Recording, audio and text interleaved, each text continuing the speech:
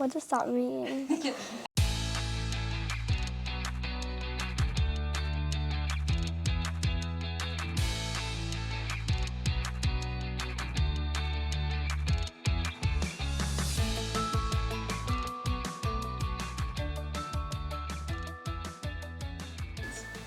Where do you feel the wind?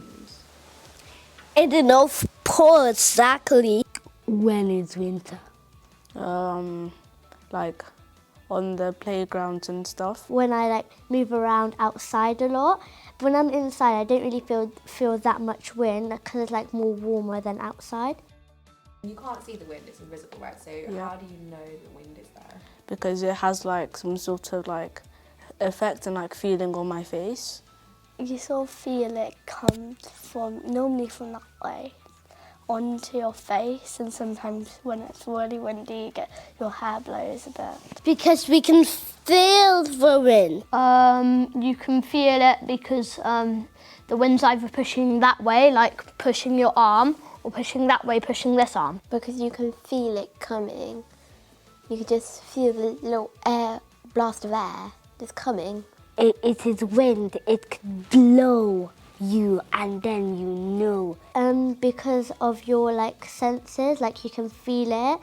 You can kind of smell it, through your nose. When you breathe, you can feel the air going into your mouth. When it's really strong wind, you can actually feel it with your hands and your body.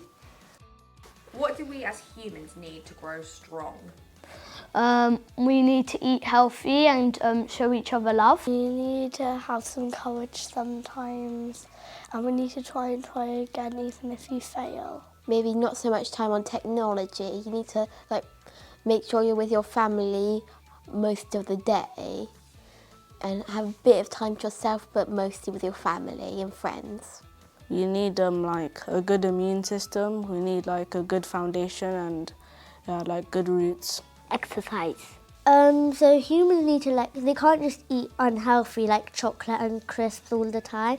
They need to have milk, protein, but sometimes they need to have some other, not all the time have healthy, they need to have a little bit of unhealthy as well.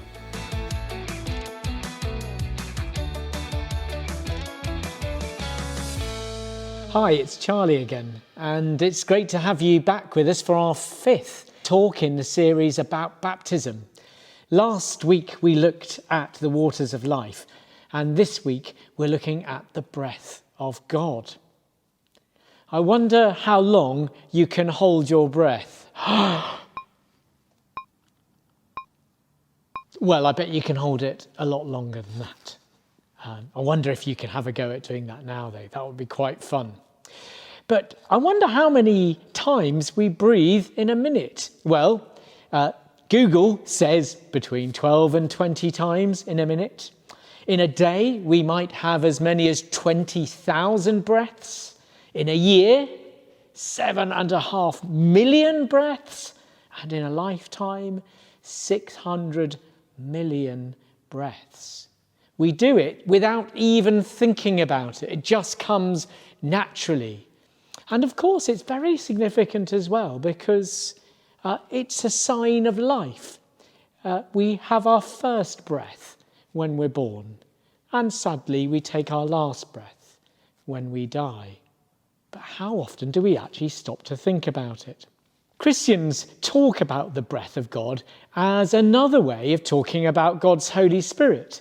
So we did think about water as a way of talking about God's Holy Spirit as well last week. But there's something very intimate about breath, isn't there? We breathe in and that air goes into our lungs and it stays in us.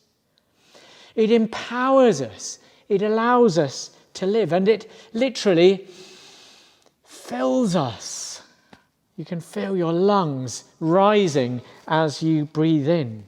So it's an intimate thing, it's a close thing. And Christians believe that therefore God's Holy Spirit lives in us, as close as our very own breath, inside us.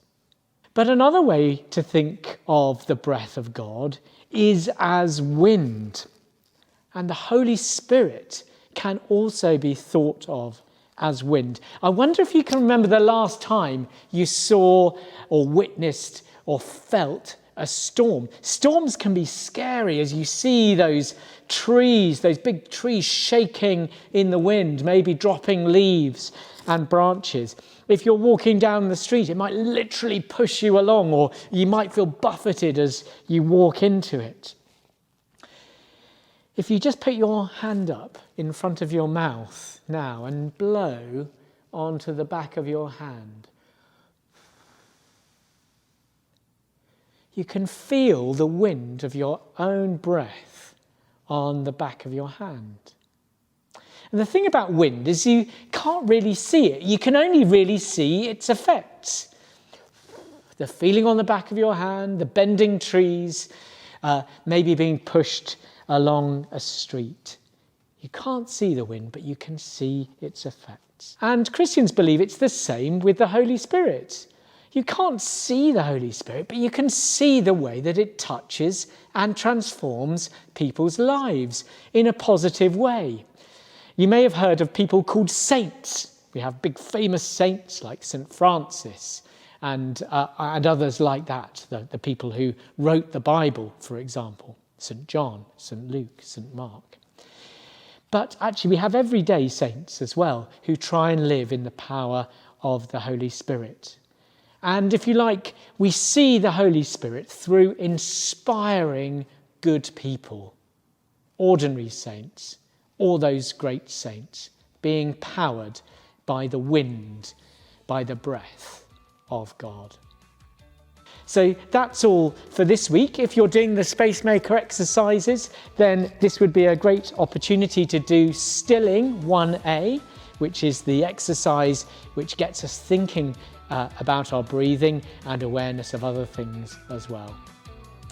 Whatever you're doing, great to see you, and see you next week for the final talk.